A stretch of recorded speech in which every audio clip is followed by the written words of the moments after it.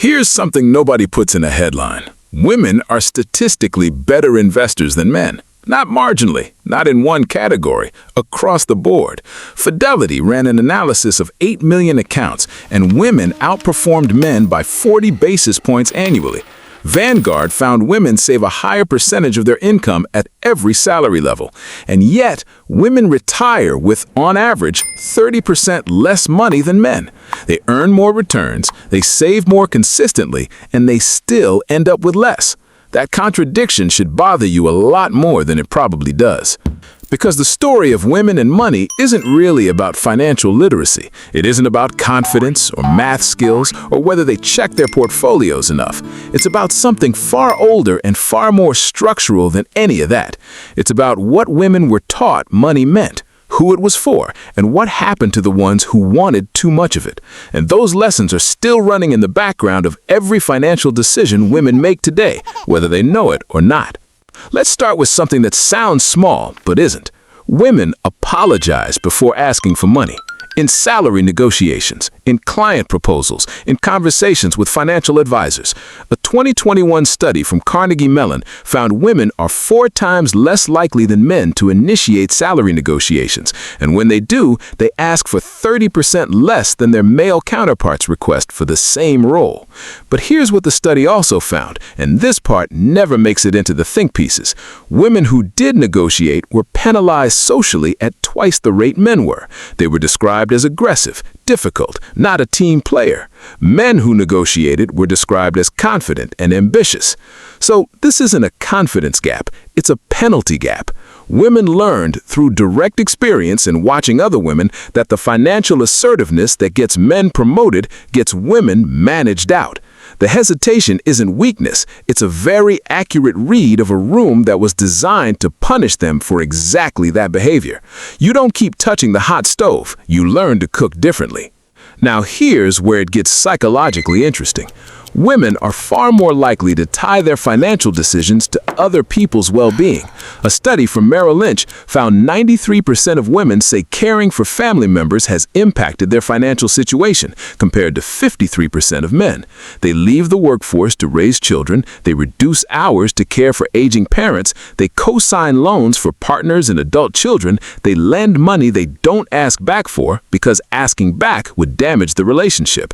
And the thing is, nobody taught them to do this explicitly. What they were taught was more subtle, that a woman who prioritizes money over people is cold, that generosity is feminine and ambition is masculine, that the right kind of woman takes care of everyone else first. Those messages came from everywhere. Family, media, religion, the way grandmothers were spoken about versus grandfathers, and they compound over a lifetime into what economists flatly call the caregiving penalty. Women don't just earn less because of pay discrimination. They earn less because they spend decades making financial sacrifices the culture told them were the mark of a good person. Let's talk about how women actually invest, because this is where it gets counterintuitive. The same risk aversion that gets women dismissed as too conservative with money is the exact behavior that protects them in a market crash. During the 2008 financial crisis, male investors were significantly more likely to panic sell at the bottom, locking in losses permanently. Women held, not because they didn't understand the risk, but because they invest with a longer mental time horizon. A Wells Fargo study found women are more likely to frame investments around specific goals, education, retirement, a safety net, rather than beating a benchmark. That goal-based thinking makes them less reactive to short-term noise. Men, by contrast, trade 45% more frequently than women, according to UC Berkeley research, and all that activity costs them roughly 2.65% in annual returns. Overconfidence isn't just a personality trait, it's an expensive one. The market doesn't reward the person who moves fastest, it rewards the person who moves least, and women, almost by accident, figured that out. Here's a pattern that almost nobody connects to money but absolutely should. Women are dramatically more likely to have a secret financial account their partner doesn't know about. A 2023 National Endowment for Financial Education survey found 43% of women in relationships admit to financial infidelity, hidden savings, undisclosed accounts, money tucked away somewhere private, and the immediate instinct is to frame that as dishonest. But look at what's underneath it. Women who came of age watching their mothers have no financial independence of their own, who saw what happened when marriages ended and one person had all the accounts in their name, who lived through controlling relationships where money was used as a leash. Those women don't hide money because they're deceptive. They hide money because they've seen what happens when you don't have an exit. That hidden savings account isn't a secret, it's a fire escape. And the fact that so many women feel they need one, quietly, without telling anyone, says something very loud about the financial safety they feel inside supposedly equal partnerships. Now, let's talk about something the wellness industry figured out before the finance industry did. Women spend more intentionally on things that make their immediate environment feel stable: home, health, relationships, food quality. The finance world calls this poor spending discipline. What it actually is a different theory of security.